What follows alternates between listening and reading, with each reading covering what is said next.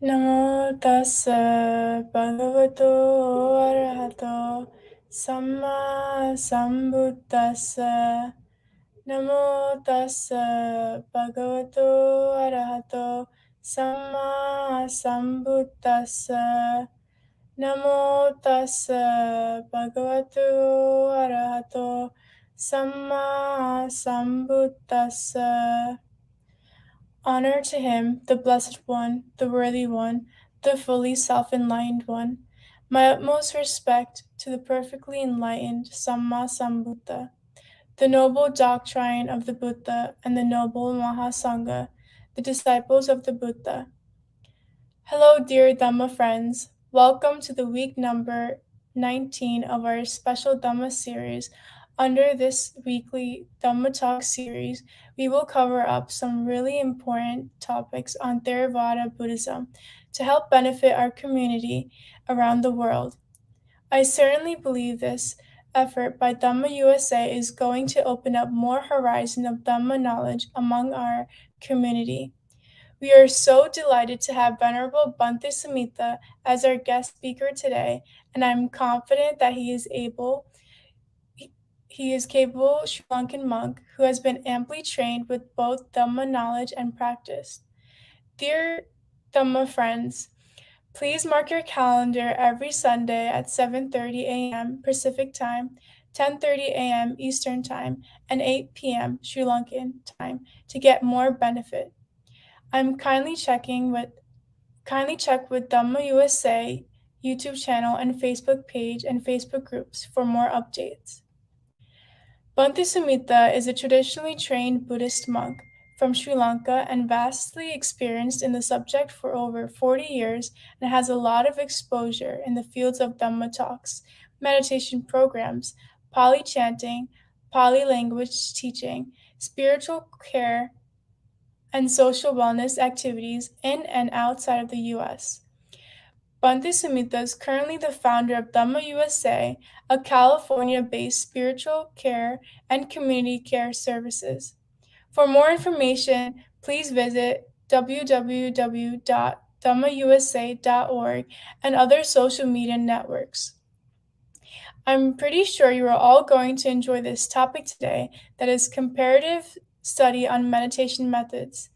Kindly post your questions in the comment sections of Dhamma USA YouTube channel so that we can answer them at the end of the talk. Without further ado, let me invite Venerable Bhante Sumitta to start his Dhamma talk, sharing on comparative study on meditation methods. Please pay your attention seriously to achieve maximum benefit from today's Dhamma sharing. Sadhu, sadhu, sadhu.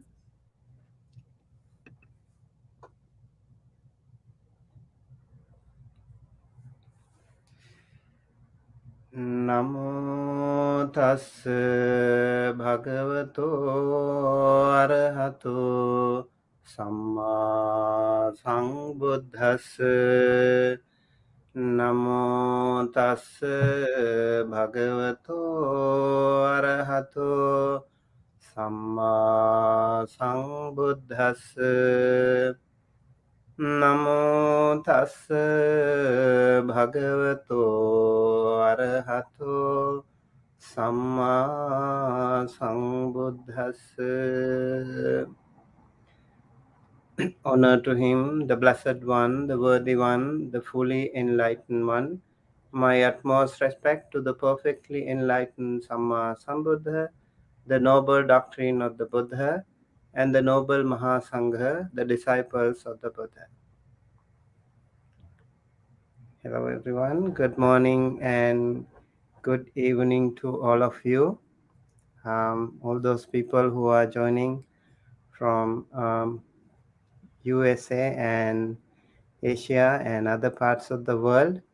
So today I'm going to talk about a very useful topic to all our Dhamma friends around the world. One is, you all have the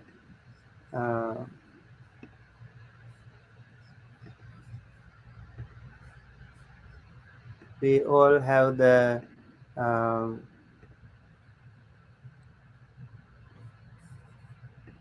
intention to attain our final goal, that is the nibbana. And when we have our final goal as the nibbana, and so we have some things to do for that, to attain that nibbana. That is the sotapanna, sakadagami, anagami, and arahanta. These are called maggapalas.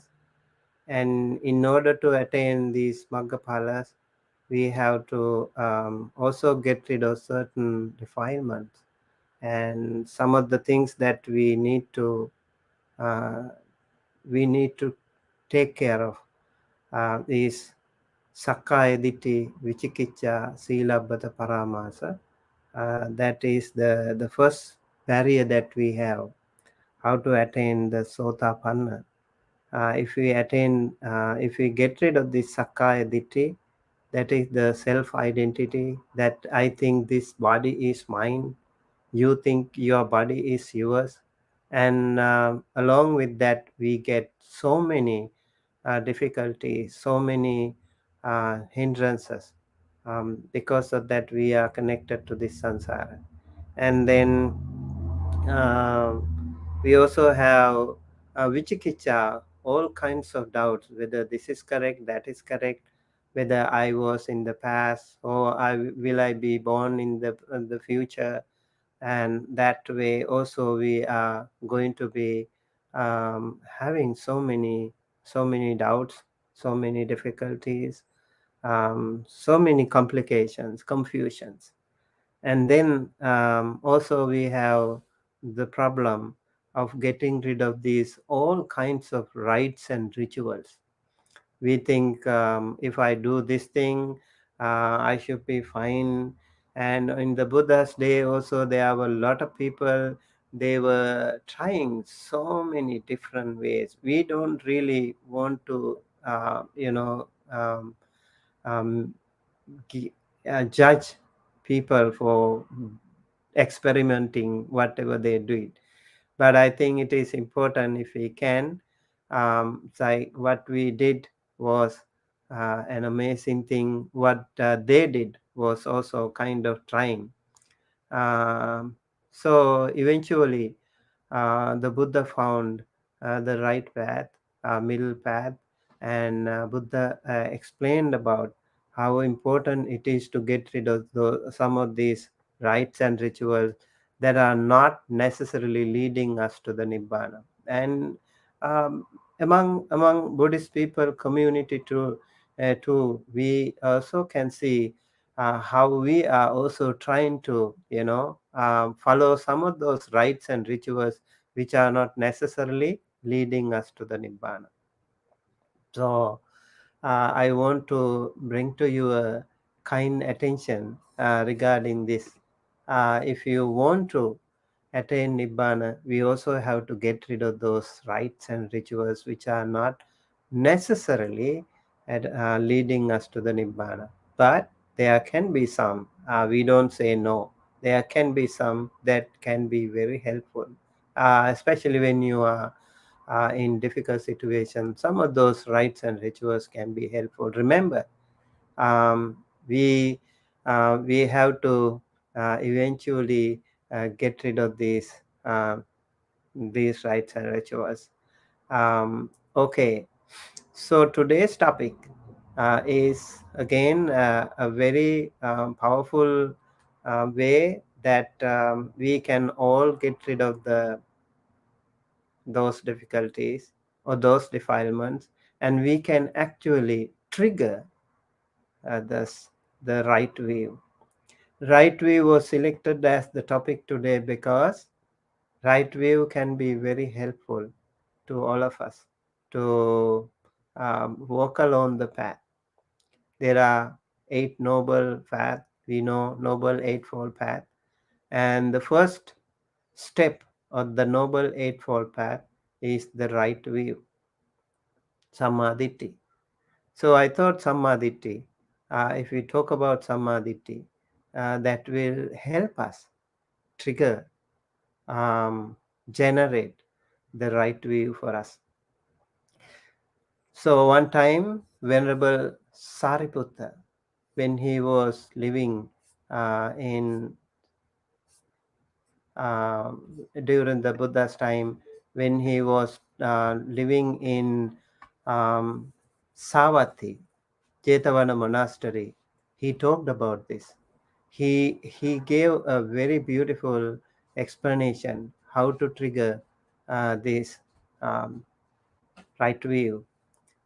So today I want to talk about what Venerable Sariputta explained in Savatthi Jetavana monastery in front of a large gathering of Mahasangha members.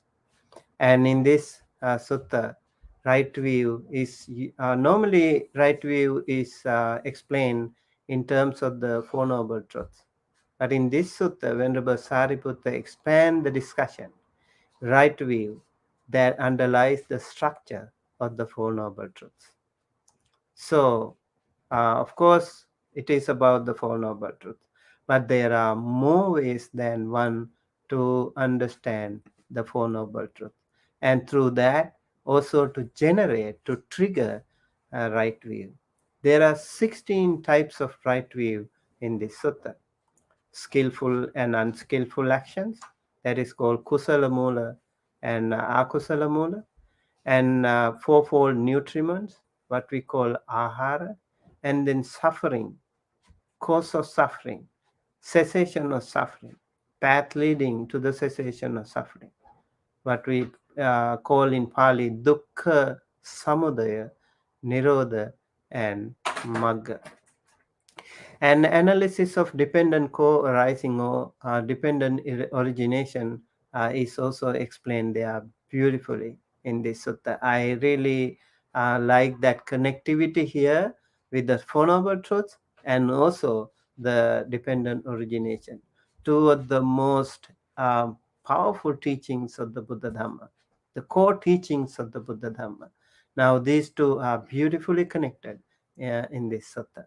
And Venerable Sariputta explains decay.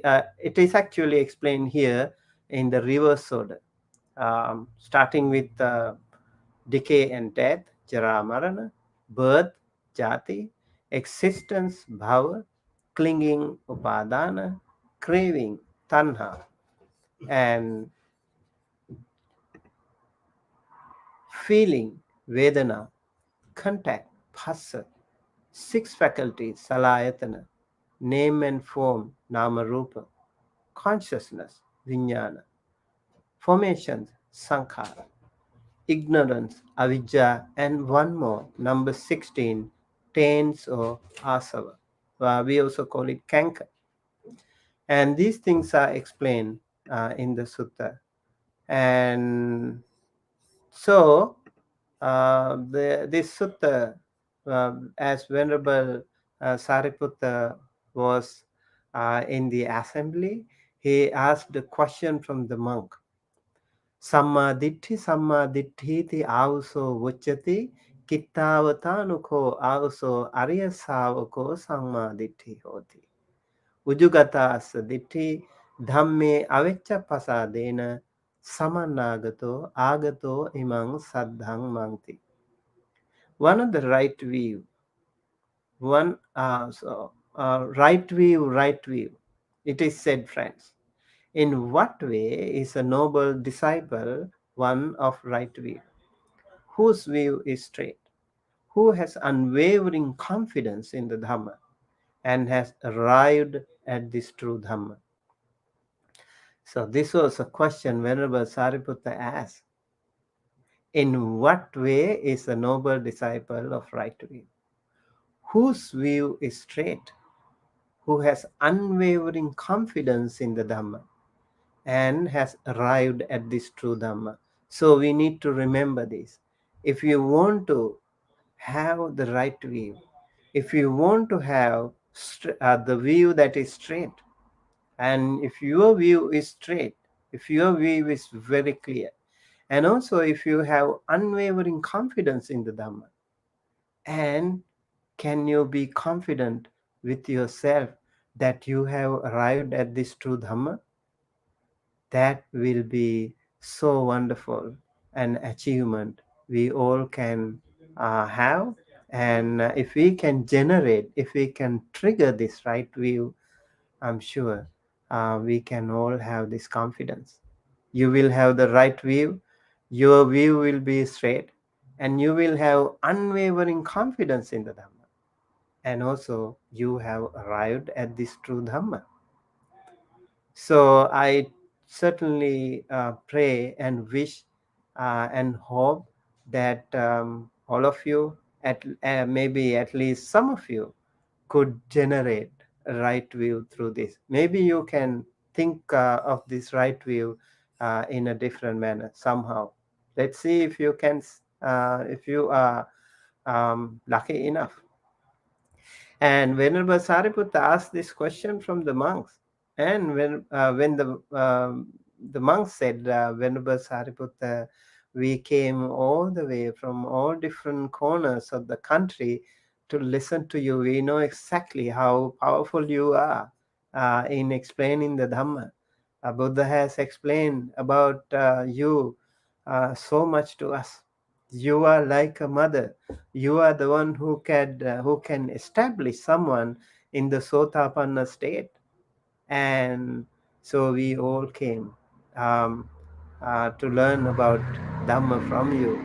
And we will be so happy, we will be delighted to listen to your Dhamma talk, Venerable Sir Sariputta. We would like to get that right view explained in detail from you.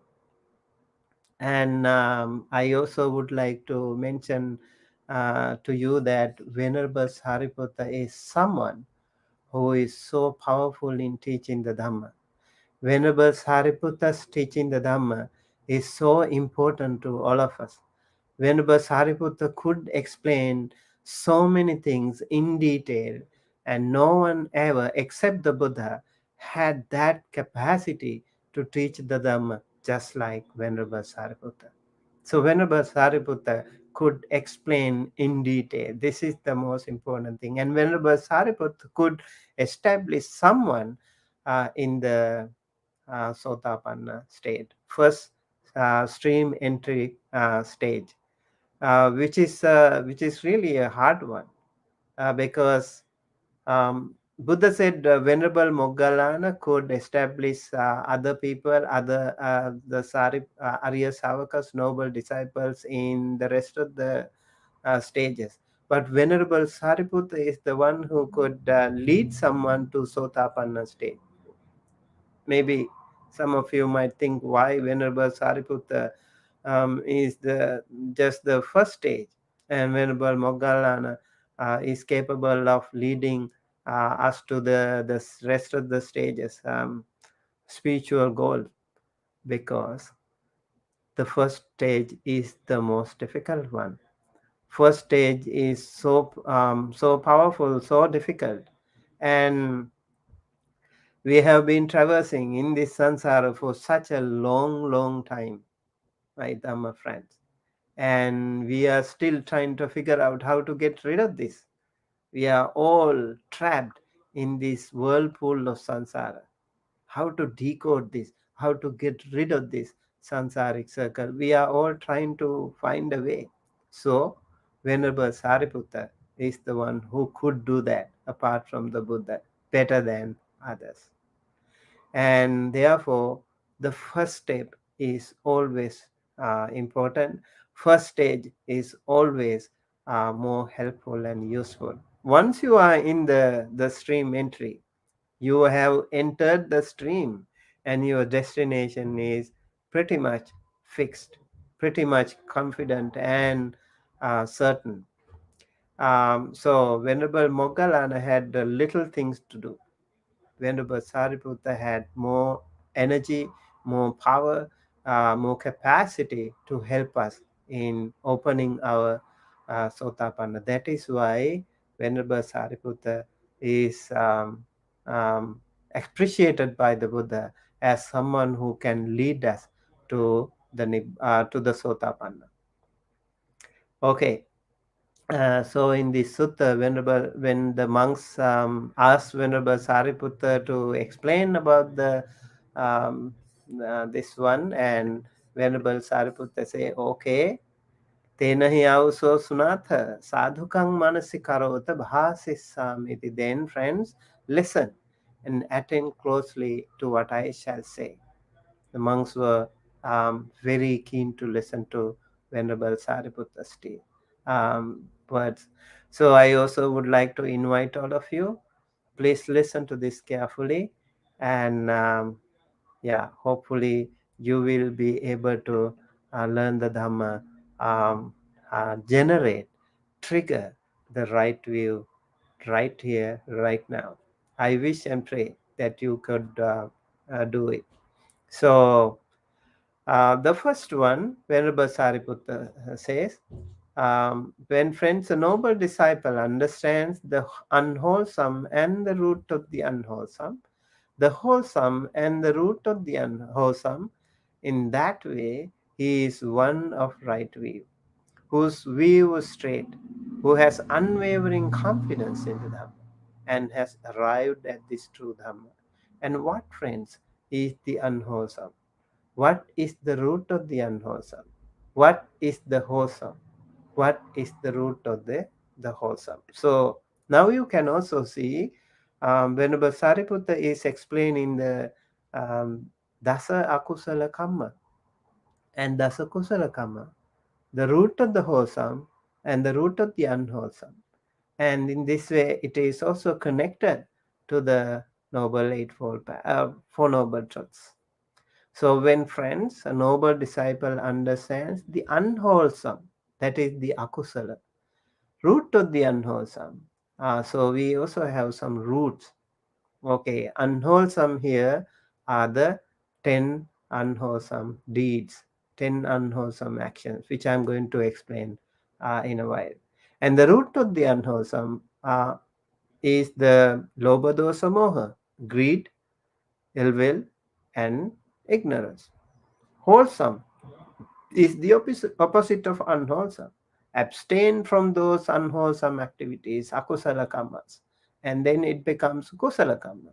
So dasa akusala karma, abstain from dasa akusala karma to 10 unwholesome deeds will be the kusala karma, wholesome deeds. And then the root of the unwholesome would be the opposite of root of the unwholesome. So root of the unwholesome is greed, lobha dosa moha. The root of the wholesome is alobha dosa amoha. That is um, generosity as opposite of greedy, um, greedy feelings. And then second one is um, loving kindness or non ill will.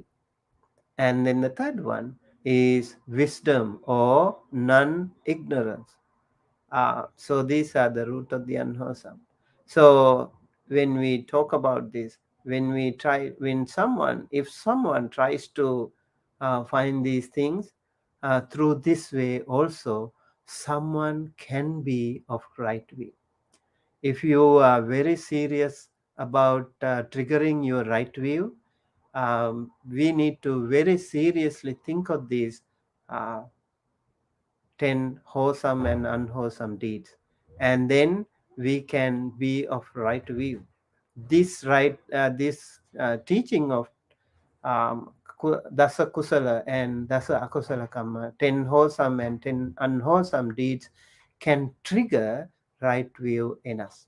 Whose view is straight, then our view can be very clear, very straight.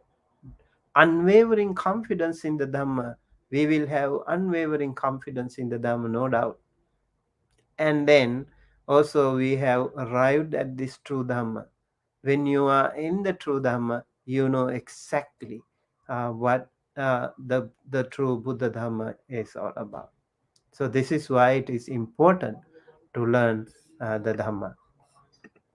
Okay, and so Venerable Sariputta explained, um, here, and then he says, um,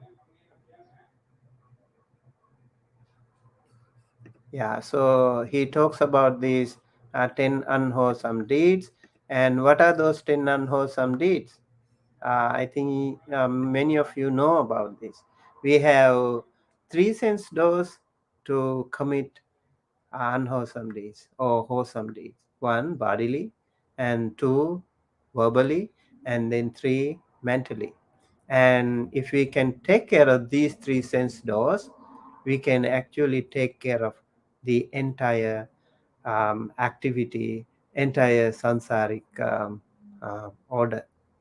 So bodily misconduct, we have three bodily misconduct. So three akusala kammas.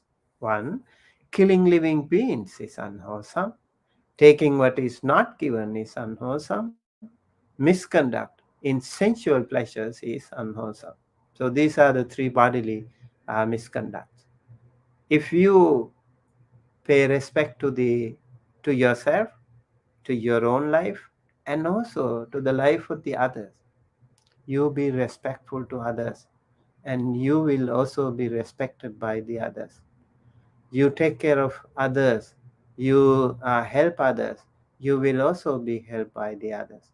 So your life will be pretty much secured, insured, when you actually do not harm others. So, not killing or killing living beings is unwholesome. That can actually lead us to be, you also will, in return, you will also be harmed, hurt, and killed even by the others.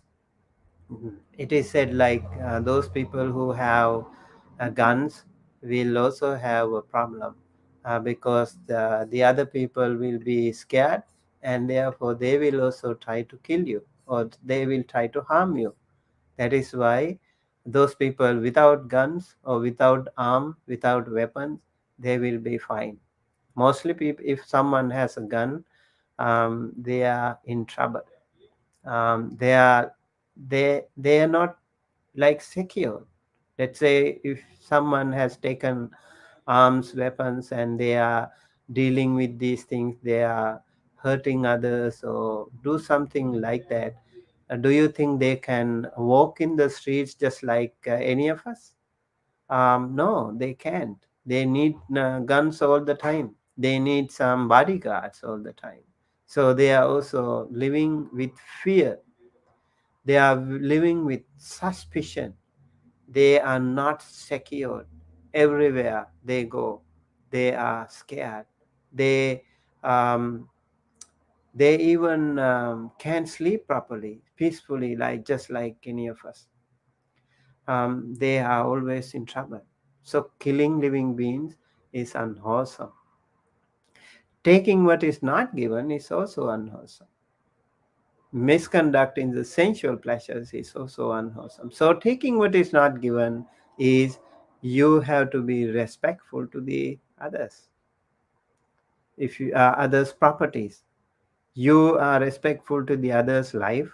That is the first precept. And the second precept is, you are respectful to the other's property.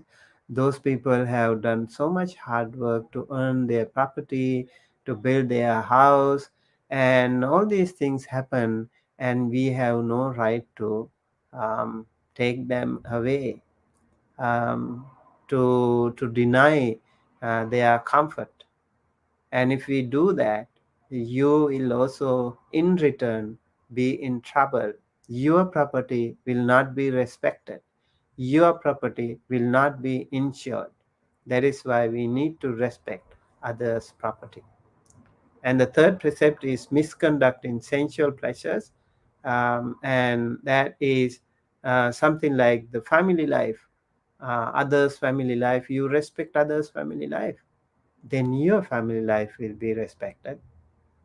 And you have family, so you take care of that, and you have respect towards your family, and you have also respect towards the other family. Then the entire community will be respectful to you and your family. because you are very loyal, very sincere, very honest. They will be very happy to take care of you. If there is something, people will also defend you. The other good friends will defend you. Or don't say about that. Don't say bad about them. They are very good. We know them very well. They are also practicing this third precept. Sensual pleasures can also be related to other things, but if we take it as the um, kame sumichachara, that can also be sexual misconduct. Or if you talk about the sensual pleasures, that can be through these six sense doors. What we do, we also have to take care of those six sense doors. That will be a little bit more advanced practice. So these three things are the bodily misconduct, unwholesome, akusala. And then we have four verbal misconduct. For speech is unwholesome, malicious speech is unwholesome, harsh speech is unwholesome, and gossip is unwholesome. So um, people some people have the tendency to tell lies. Once you tell one lie, there will be no ending. You will continue to tell lies, and so you will, um, you know that is not true. What you say is not true. So intentionally you falsify the truth. So you make it untrue. That is false speech. That is unwholesome, definitely. When you talk the musavada, when you tell the wrong things, that will always be very harmful to you, and not only to you, your family, everyone around. So if you keep telling lies, you will have the habit of telling lies, so you will be in trouble. There is a story that there was one cowherd, and he was taking the cows to the jungle, and then one day, and that area is prone, like populated by the tigers too. So when in the jungle, this young boy, he thought of cheating. He thought of actually having fun by telling a lie. So one day he screamed so loud and said, help me, the tiger is here." So people already knew that there are tigers in that area. So the villagers, they took arms and weapons and whatever they could find. So they ran to the boy, and then this boy was laughing at them. "Oh, you were fooled by me." And then people were very upset, and they went back. And then another day, actually, the real tiger came, and that time he again, he screamed even more louder. And what happened? People did not respond. People did not believe him.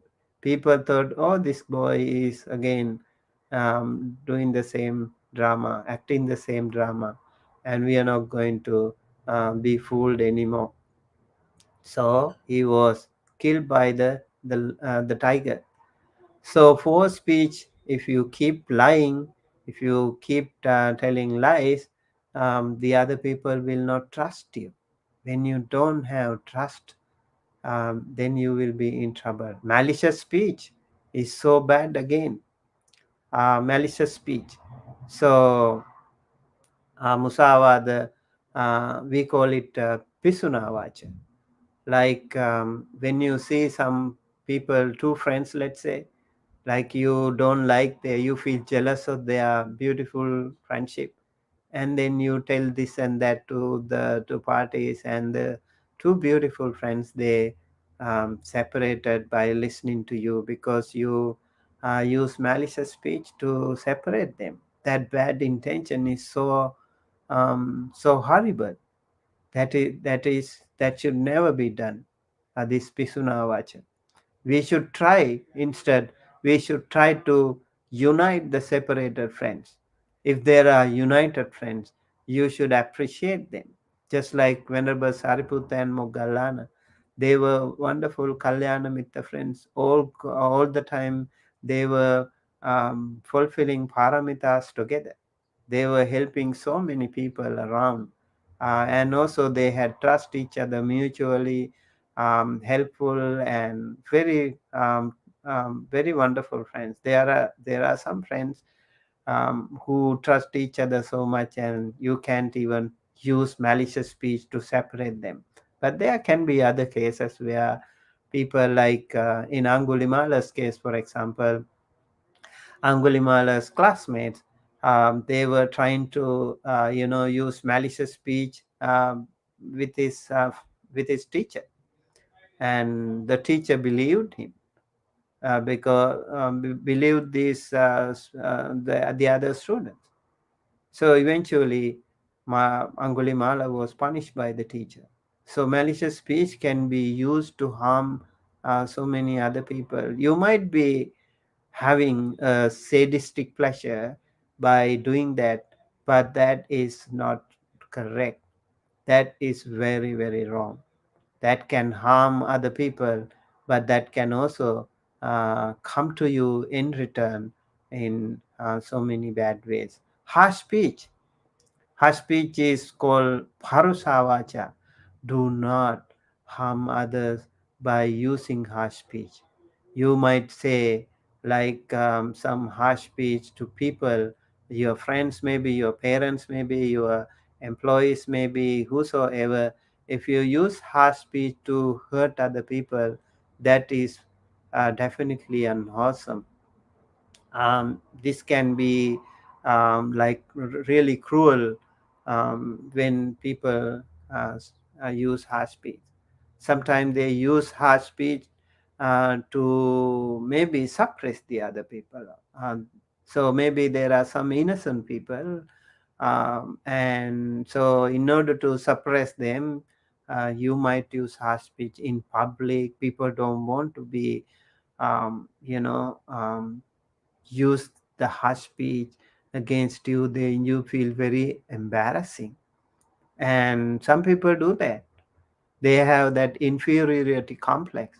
So they just try to suppress other people by using all kinds of harsh speech, all kinds of dirty words, which is not correct again. This is unwholesome because you hurt other people and they might be suffering. They feel miserable when you do that. So do not use harsh speech. You have to actually practice not to use those harsh speech. Some of those dirty words you should never use those dirty words in your life. Gossip, again, is unwholesome. Gossip can be like meaningless, worthless speeches. There are many different kinds of gossip that is explained in many suttas, like in the Brahmajala Sutta. I remember in Mahanidesa and many other places also. There are 32 kinds of um, frivolous frivolous speech that we should avoid, unnecessary things that are not leading you to the nibbana. So the Buddha said the best way is to practice noble silence. If you are in an assembly, you are with a lot of friends, um, don't try to engage in these unnecessary verbal misconduct. That way you will also generate so much bad karma. And see now, when you practice this verbal misconduct and bodily misconduct, how when you know this thing and you can abstain from these things, how you can actually trigger Sammā Diṭṭhi right view. You will do that. You will be able to do that if you practice this, if you abstain from this thing. Okay. And then we'll go to um, mental level misconduct. There are three unwholesome akusala karmas that we conduct through the mind. That is covetousness is unwholesome, ill will is unwholesome, wrong view is unwholesome. Again, wrong view. That is complete opposite of today's topic. That is right view. So we need to get rid of this covetousness. Covetousness is something that you think of other people's property, you want to earn, you want to possess them. That is something really unwholesome. Ill will, again, is completely opposite of loving kindness, compassion. So it is also unwholesome. With this covetousness, you could do so many things because you want to possess the other's properties, and then you could do steal, you could even engage in killing, harming other people, you could even engaging in telling lies, and also maybe taking drinks and drugs that cause intoxication or heedlessness. So you see, covetousness can lead to break other precepts too. Ill will also will be the same. When you have ill will, you might harm others, you might steal other people's stuff, and you might also engage in sexual misconduct or sensual misconduct. You might also tell lies and um, do all these for speech, malicious speech, harsh speech, and gossip. You might do that because of you are so much overwhelmed with ill will. And also, with the ill will, you might also take drinks and drugs that cause intoxication or heedlessness. So again, this ill will thing is a very wrong thing. And then wrong view. When our view is wrong, everything will be in trouble. Your whole life journey will be in trouble when you have ill will. When you have wrong view. I would like to say, like, you have when you have the um, in your cars, you have the map, or the map will help you get you to the final destination very easily, right? But when that navigation is wrong, or when you put the wrong input or wrong address, you will be going all the way around, and without the right navigation, you will take many exits, and you don't know, you will go many roundabout ways to um, reach your destination. So it's very important that you actually work with this, uh, get rid of this wrong view. Wrong view is not knowing the true Dhamma, not knowing the Four Noble Truths. That is unwholesome. Okay, so Venerable Sariputta explained these things to the monks, both unwholesome and wholesome. And then he said, when somebody abstained from killing living beings, taking what is not given, and also abstaining from misconduct in sensual pleasures, and also if someone abstained from false speech, malicious speech, harsh speech, and gossip, and then also if someone abstained from covetousness, ill will, and wrong view, in that way, that person can actually generate um, right view. When a noble disciple has thus understood the unwholesome and the root of the unwholesome, the wholesome and the root of the wholesome, then he can actually entirely abandon the underlying tendency to lust. Remember, this underlying tendency to lust is something very difficult to get rid of. So if you keep practicing this um, dasa kusala, or 10 wholesome deeds, we can entirely abandon the underlying tendency to lust. And then we can abolish the underlying tendency to aversion. No lust, no aversion. Lust is raga, aversion is dosa, or anger. And then also he can extirpate the underlying tendency to the view and conceit, I am. So we all think this body is me, And I me myself is something that we are constantly building ever since we are born into this world. Until the very last moment of our life, we think, this is me, this is my body, this is myself, this is my family, my mother, my father, my property, my car, everything. So we think me, that conceit, I am, that can trigger so many other defilement. And the person who continues to practice these 10 wholesome deeds can extirpate this underlying tendency to the view and conceit I am. And also, by abandoning ignorance and arousing true knowledge, he or she, here and now, makes the end of suffering. How wonderful is that?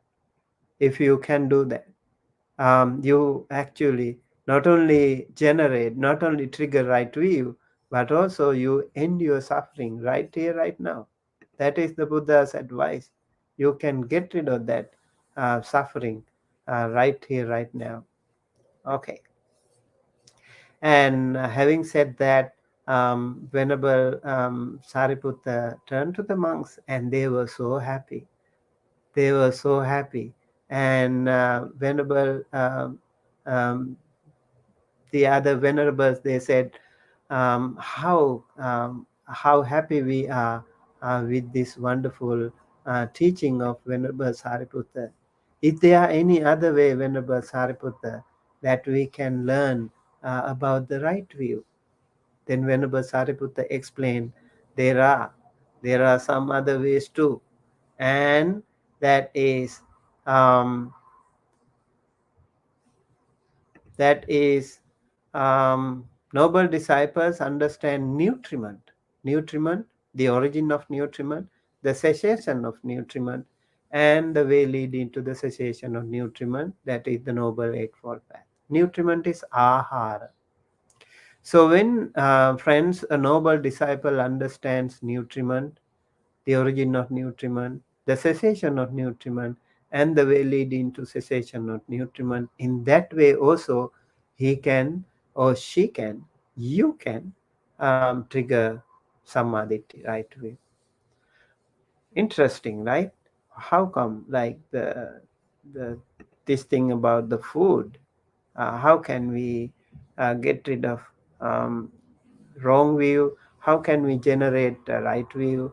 And how can we have a very straightforward, very clear view? How can we have an unwavering confidence in the Dhamma?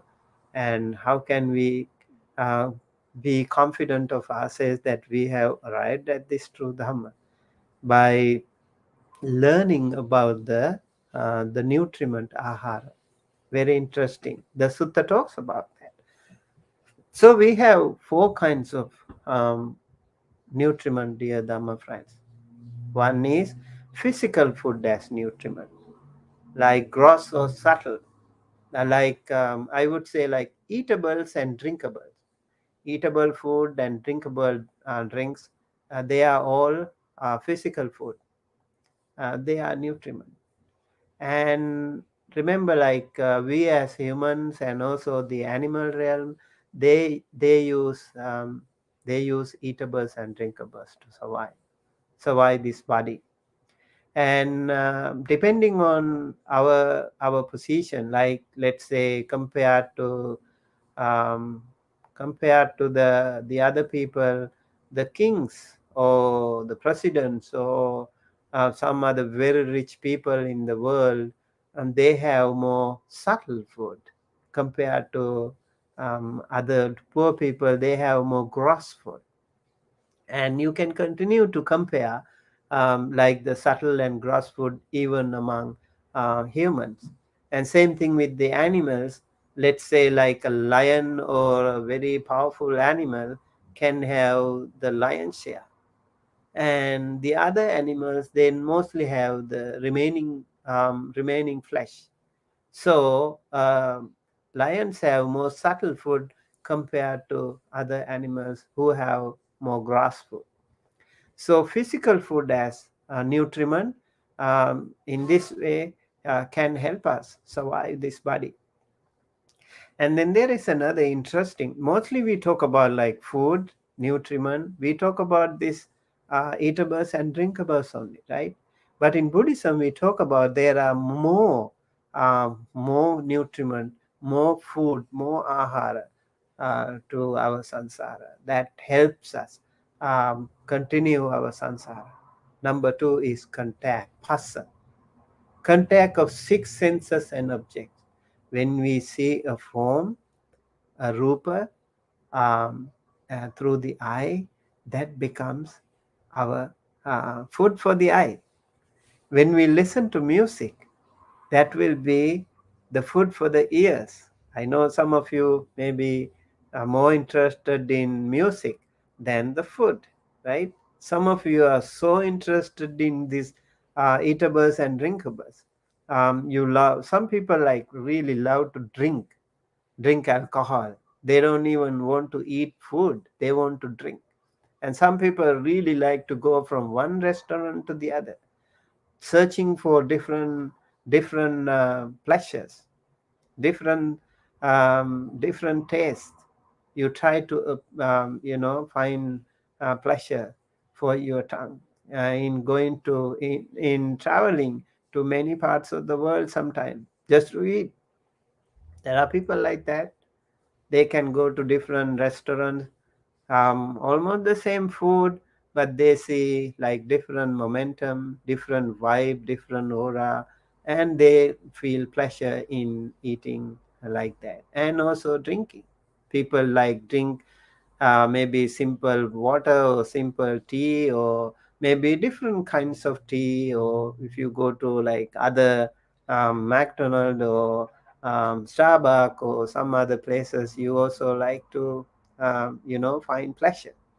So physical food, but the contact thing is totally different.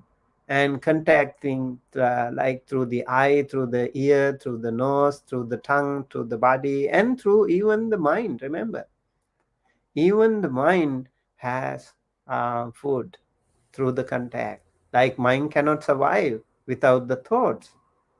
So thought will be the food for the mind. And then again, number three is mental volition. Mental volition will be the karma that generates rebirth. So that will definitely be the food for our sansara. Consciousness, consciousness that helps the sustenance of name and form, namarupa. Consciousness is vijnana. So vijnana ahara. And the third one is in Pali, mano sanchetana ahara, mano sanchetanika ahara, that is mental volition. Number four, consciousness, vijnana, is helpful to have this name and form survive. Without consciousness, name and form cannot survive. Name and form also, they are like mutual friends. One is like a blind person, the other one is like a crippled person. They cannot survive separately, but they, if they are together, the blind person takes the crippled person on his shoulder, the crippled person can see, the blind person can walk. So with the help of each other, they can go a long journey. That is about the name and form. But then again, for name and form to survive, we need to have consciousness, vijnana. And without consciousness, um, the body, this namarupa cannot survive.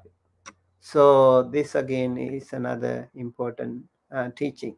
So when a noble disciple understands this nutriment, the origin of nutriment, the cessation of nutriment, and the way leading to the cessation of nutriment, um, dear Dhamma friends, you can entirely abandon the underlying tendency to lust. You can abolish the underlying tendency to aversion. You can extirpate the underlying tendency to the view and conceit, I am. Conceit, the mana, I am, me, I, me, me.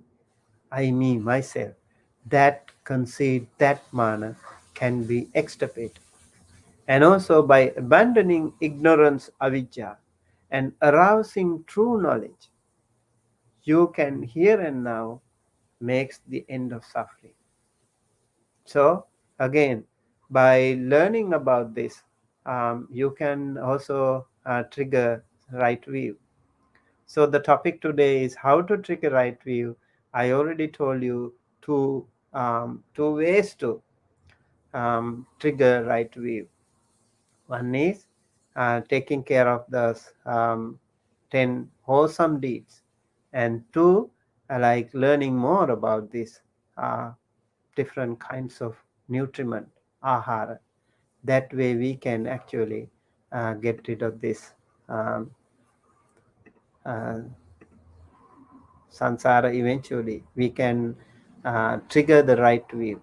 When you have right view, you have long way to go in the samsara.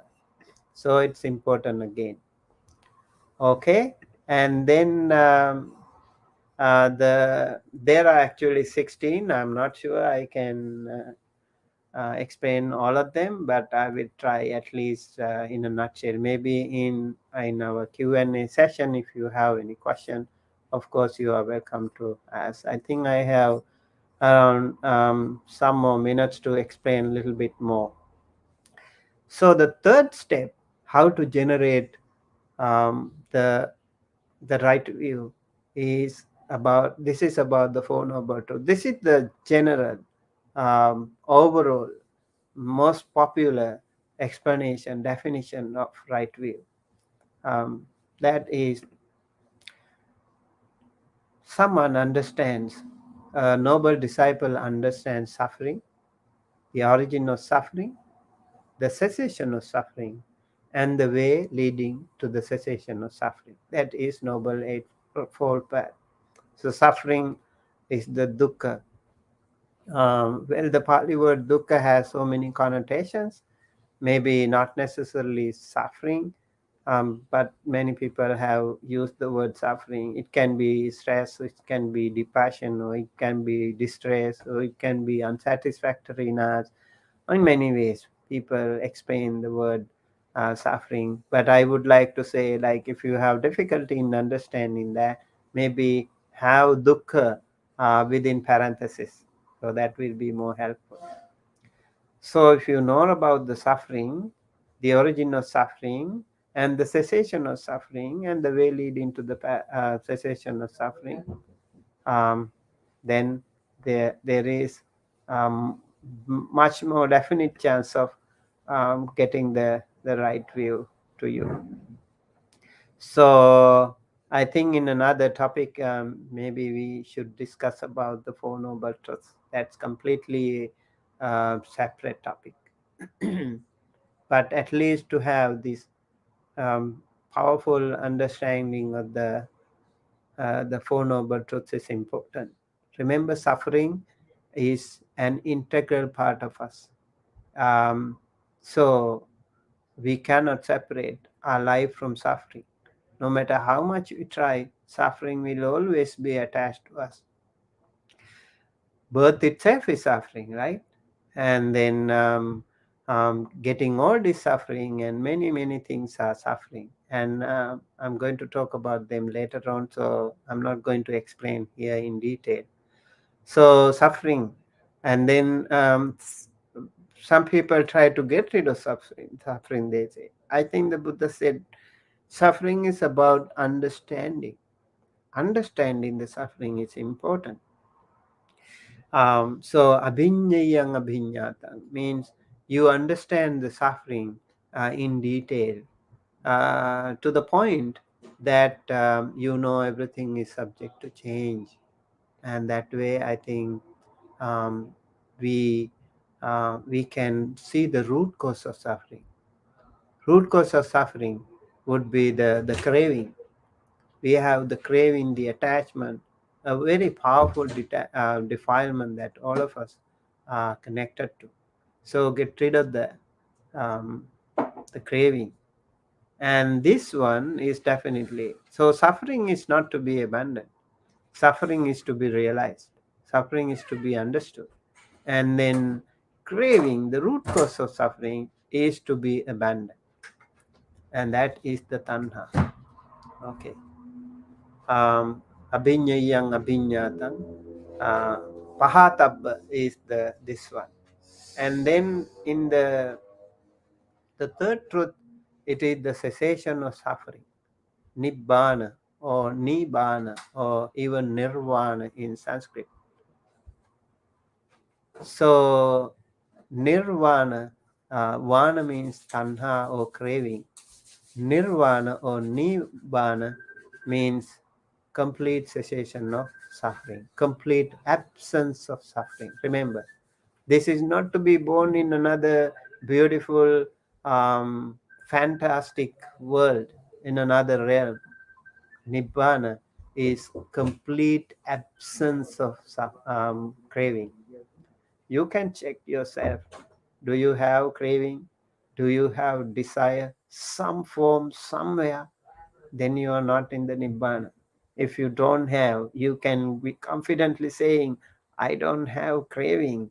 I don't have attachment. I don't have any desire. Then you can say, yeah, there is a chance. But you need to yourself find it. Okay. So many different kinds of sufferings are explained here in the sutta. Many different kinds of suffering. So we will discuss more about that later. So the Venerable Sariputta say this suffering, birth is suffering, aging is suffering, sickness is suffering, death is suffering, and then also sorrow, lamentation, pain, grief, and despair is suffering. Not to obtain what one wants is suffering. In short, the five aggregates affected by clinging are suffering. And when one knows this suffering, then also the cause of suffering and the cessation of suffering and the path leading to the cessation of suffering, that is Noble Eightfold Path, and then that person can entirely abandon the underlying tendency to lust. He can entirely abolish the underlying tendency to aversion. He can extirpate the underlying tendency to the he can extirpate the underlying tendency to the view and conceit I am. And by abandoning ignorance and arousing true knowledge, that person can here and now makes an end of suffering.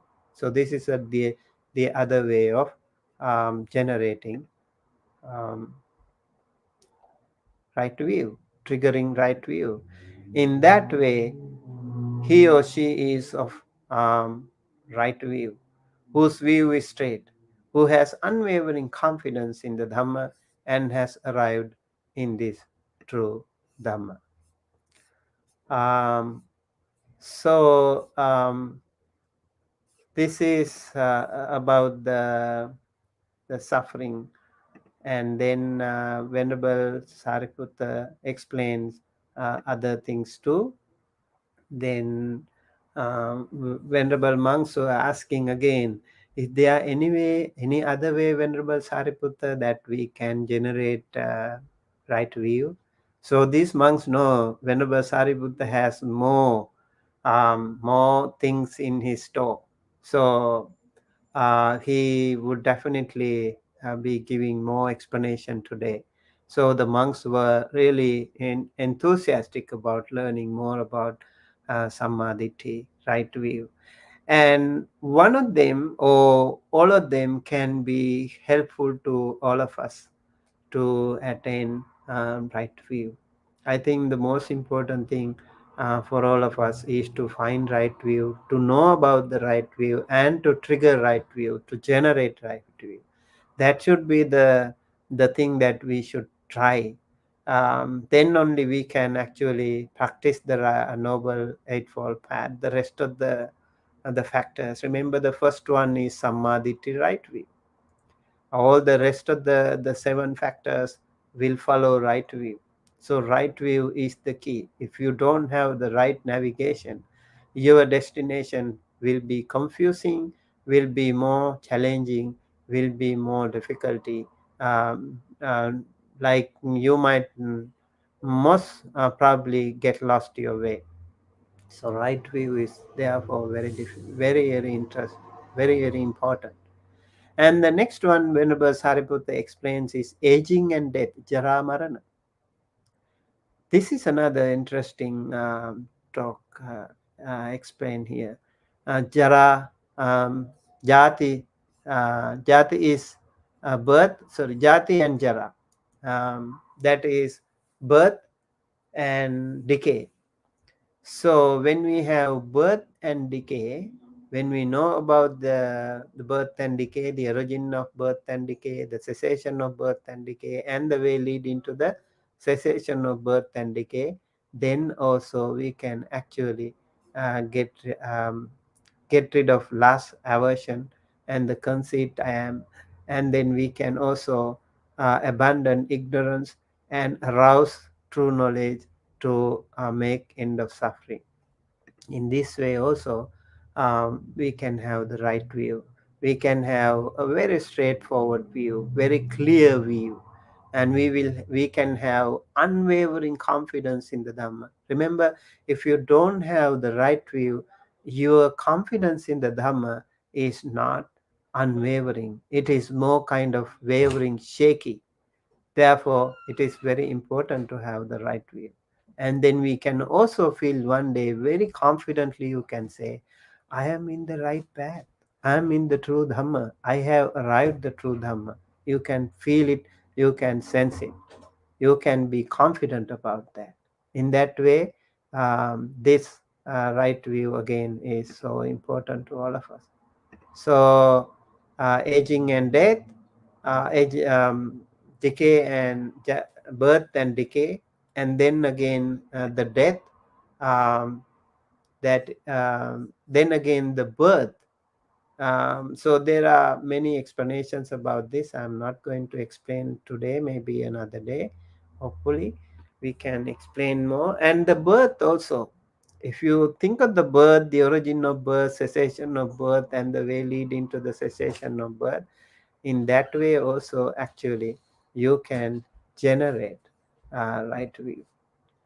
Different kinds of births are explained, like um, Andaja, like born out of egg, Jalabuja, born in the water, Sansedaja, and with the union of two parents, and then also Upapatika, like in the Deva realm, Brahma realm, and also in the hell realm, sentient beings are born um, just like that.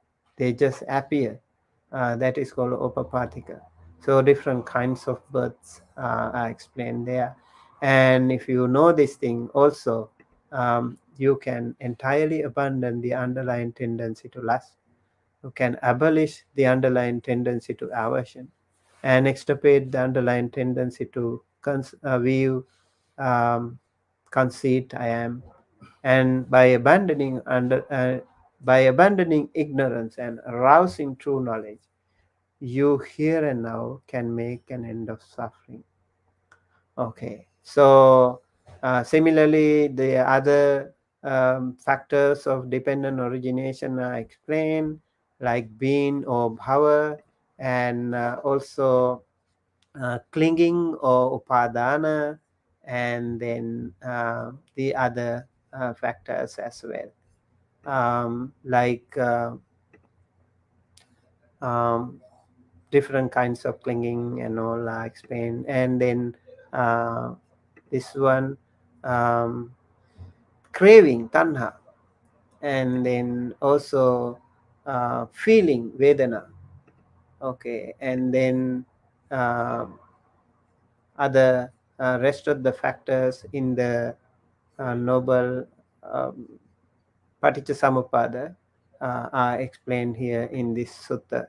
So when you have this, then you also can get rid of um, the wrong view and generate right view. and then again the contact, phassa, and um, other nama rupa, and then the salayatana, sixfold sense base, and then all the other things are also explained here in the sutta. Mentality, materiality is nama rupa, and the consciousness is vijnana, and then again the six classes of consciousness are explained there. And then formation, sankhara, this is actually more to do with our karma. And then the rising of ignorance definitely is a very key factor here. And then last but not the least, it is about um, the canker, so the asavas. So there are again different kinds of asavas explained in this sutta, like kamasava, bhavasava, and avijjasava, ditthasava. So when Venerable Sariputta explained this, the monks were very happy. He said, if you talk about, if you try to generate your right view, this is the way you can um, achieve right view. If you work on your um, noble eightfold path, if you are trying to achieve your final uh, nibbana, final liberation, this is the way you have to work on. So this is the first step, that is opening up the gate, opening up the right view. Okay, so with that, I hope I could cover up a little bit. Also, it is, I must say, it is having a lot of details and so many other things to explain. But during this limited time, I hope I could give some, at least brief explanation about the right view. And I wish that you all um, gain more knowledge about this. Please read this sutta, Sammā Diṭṭhi Sutta in Majjhima Nikaya, and you will get more details about this. And by the power of this Dhamma talk, may you all be well, happy, healthy. May all your family members, friends and relatives, teachers and elders, everyone in your community, everyone in your country, and everyone in the world be blessed by the Noble Triple Gem. May all devas, brahmas, or sentient beings also receive this merit, share this merit, be well, happy, healthy, safe wherever you are. And now I would like to um, invite Tinuri to continue for the Q&A session. Sadhu, sadhu, sadhu. Thank you so much, Venerable Bhante Sumitta, for this profound speech on comparative study on meditation methods. I'm sure all our Dhamma friends around the world were benefited today. We will take up your questions now, and we encourage you to post your questions in simple language through the Dhamma USA YouTube channel. Okay, so any questions?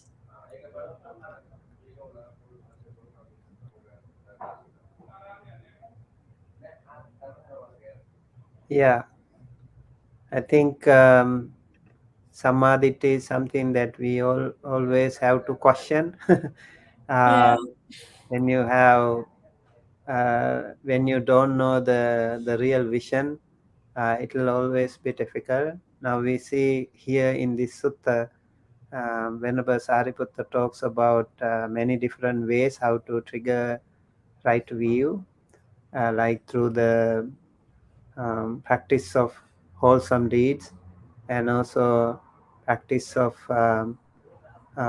these nutriments, and also about the Four Noble Truths, and then again the dependent origination factors, and then eventually the asavas. If you work on this, the cessation of it, and the root cause of it, and the final part, I mean the way lead into the cessation of it.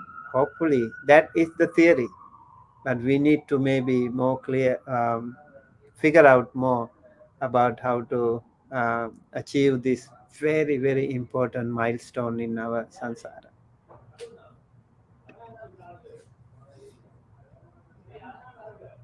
Yes, Bhante. Looks like we have a question. So Tan Victoria asks, Bhante, in our daily life, in the morning since we wake up till we sleep, mostly we live with more unwholesome minded. Bhante, please explain how we can get rid of this situation. Thanks. So everyone has to work, and also you have to engage in so many things in the world, right? When we have this mundane activities of life, um, it's so difficult to get the right view. It's so difficult to be in the right track. Sometimes, let's say, like, you don't have a job, and then how do you get a good job? And you are talking about, you are focusing more on how to find money. Then again, like some people, I know some people, they are still concerned, even if you are not having a lot of money, even when you are applying for many jobs, there are jobs, there are occupations in this world, lucrative jobs are there, but maybe some of them you have to be careful in selecting the right job for you. And there are some jobs that can generate more unwholesome actions, so maybe easy money jobs are there, right?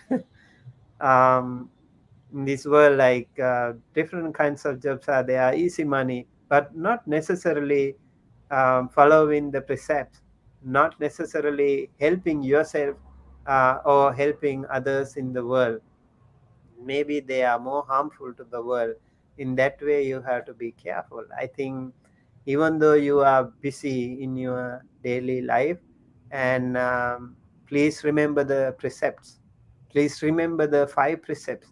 I highly recommend you observe 5 precepts.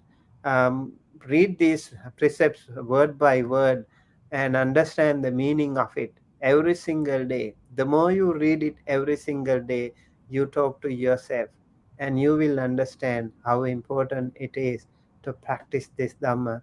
And within this, the right path, right view, you will have a good job. And hopefully, when you work on these 5 precepts, I think, even though it is very difficult or busy lifestyle, you still can get rid of those unwholesome minded things, right? You will be happy. Oh, I did not kill anyone, I did not harm anyone today, I did not steal anything today, and I also did not engage in any other unwanted sexual misconduct today, and I didn't tell lies today. How wonderful. You can give a guarantee, you can look back into yourself for the rest of the day, and you think, oh, I have not done anything wrong today, I have not taken drinks and drugs that cause intoxication or heedlessness. Can you confidently say that you did it today? Can you do that? And that way you continue to be happy, you continue to be happy. And this is what you need to do: be confident about your practice. Be confident about the 5 precepts as a layperson that you do. Then I think your life will be much more comfortable and more happier. I hope I could answer the question. Thank you, Bhante, for that. Yeah, that was a really good explanation. So it looks like there's no more questions. Oh, there's one from Savita Ramteke. What harm will there be due to lack of right vision? Well, if you don't have right vision, your entire journey um, will be in a disarray. Everything will be unorganized. Everything will be messed up, right? Just like I said, like if you have the navigation, you will go to your destination as fast as you can, and avoiding all the traffic, you can go to the right destination. Imagine you don't have the navigation, how much troublesome it will be. Like, let's say you want to um, ride from New York City to Washington DC, and without navigation, and if you have never been to through that path, it will be so difficult, right? It'll always be difficult. But if you have the navigation, it will be a smooth journey. If you don't have it, you will take the wrong exits, you will ask many people and then come back and then go again, and so many wrong exits and entrances and many different paths, and you will be messed up. So remember, and knowing the right path is so important. Knowing the vision, Sammā Diṭṭhi, right view, is so important. That is why we need to know about these things. We need to know about the 10 unwholesome deeds to practice the 10 wholesome deeds. We need to know about the 4 nutriments to get rid of them. Because if you continue to feed, you will sustain. And if you stop providing supplies, these unnecessary things will not grow, will not survive. And we are continuing to provide supplies. That is why we are in the samsara, right? And then again, the other things like about the craving, the attachment, the clinging, all these things can be part of it. So it's important that we have the right view. Otherwise, the harm can be detrimental. Remember, you and I are in this samsara for such a long time. How do we get rid of this? We are all enjoying sometimes. Okay, suffering is good. Okay, sometimes it can happen, and so we continue to enjoy without knowing the true meaning of our life. We just do this and that without knowing the destination, without knowing the intended outcome. If you don't have a vision, a very clear mission and vision, it will be difficult to find success even in your mundane life. So, let alone the spiritual journey, spiritual girl, right? Yes, thank you for that, Bhante. So, looks like if we have any more questions, we pop them in Do the. you have any question? Um, I guess I do have a question about what's a good practice of reminding the mind of um, how to be more mindful and like practicing mindfulness throughout the day, and also um, I would say another thing is um, how to also, I guess, like filter out like extremely worldly views that doesn't really align with the Dhamma. Hmm. So to be mindful, I think you use the right word, like how to be mindful throughout the day. um, how to be mindful throughout the day? I think be mindful. Yeah. Every time be mindful. That is the only way. So then I think there are also techniques that we can use. Some of the things like bhavanas, like anapanasati bhavana, for example, is a wonderful way to be mindful, practice mindfulness. Let's say like you focus on your breathing in and breathing out, right? And this is a training that you gain how to be mindful throughout your day. And sometimes all every one of us actually breathe even when we are sleeping. So you can be mindful when you are sleeping, what you don't know. But then when you are alive, try to be mindful.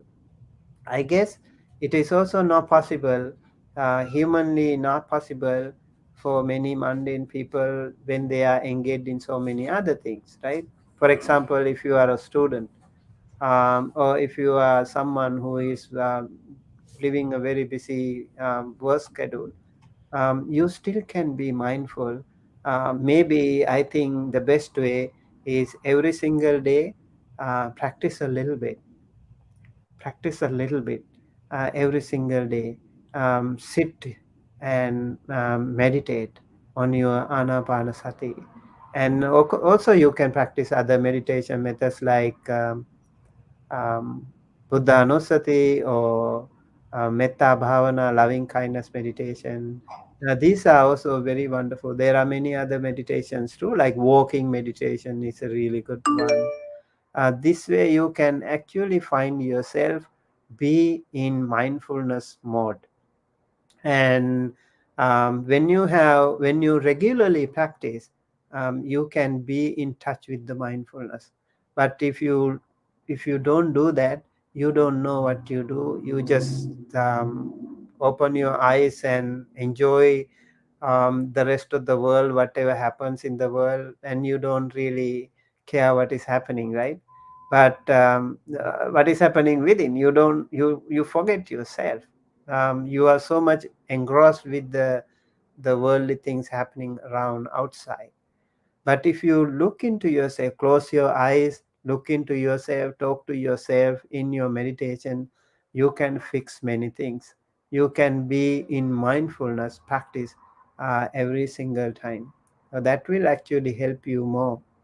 I'm sure Tinuri practices meditation, so you know how important it is to practice meditation, and you also know when you do not practice meditation, how easy for you to get distracted. In this Yeah. world, there are many things to be distracted, right?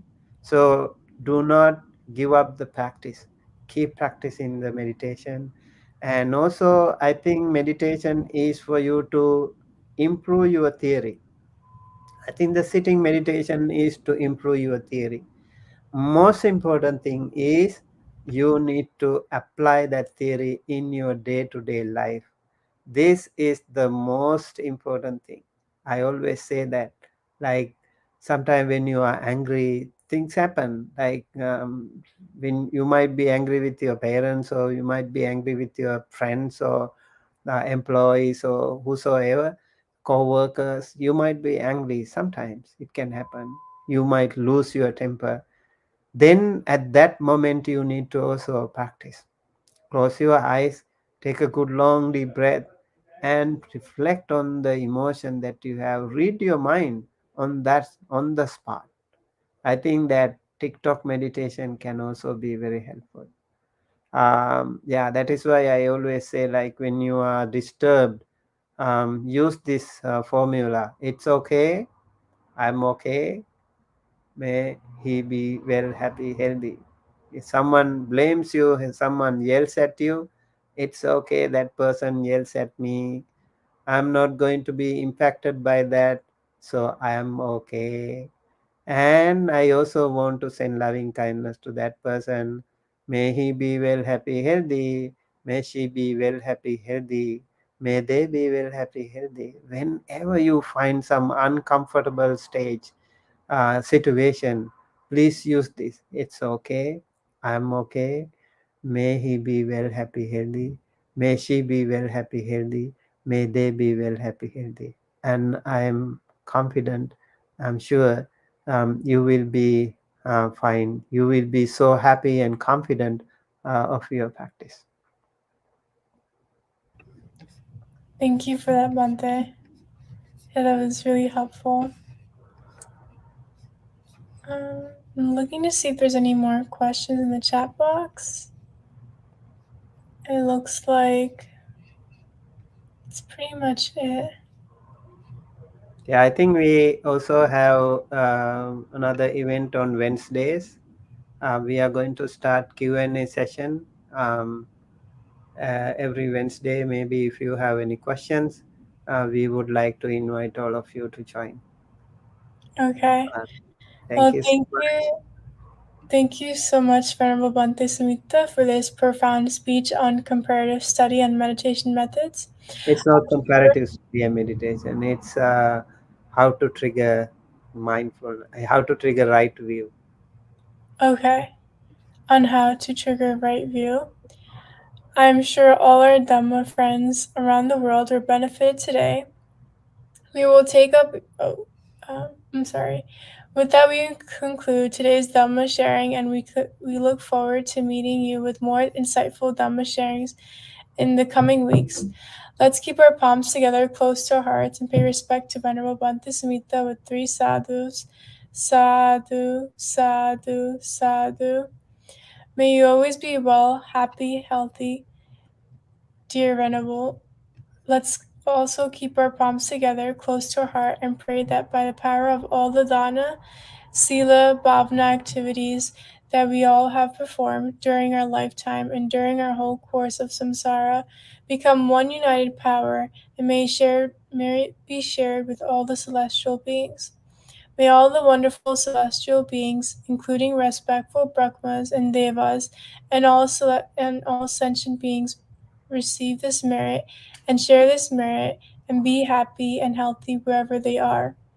May all your departed ones, including the late Acharya Upajaya's parents and all other ancestors, all the departed ones also receive this merit, be well, happy, healthy, and safe wherever they are. May all of us be able to live life peacefully, comfortably, and with good health. May all of us and all sentient beings be able to attain the supreme bliss of Nibbana, the absolute peace and happiness at the end of samsara. Thinking thus, please keep your palms together, close to your heart, and say 3 sadhus. Sadhu, sadhu, sadhu. Sabbitiyo vivajjantu. Sadhu, sadhu, sadhu. See you again next week at the same time. Good night and Theravada Saranai.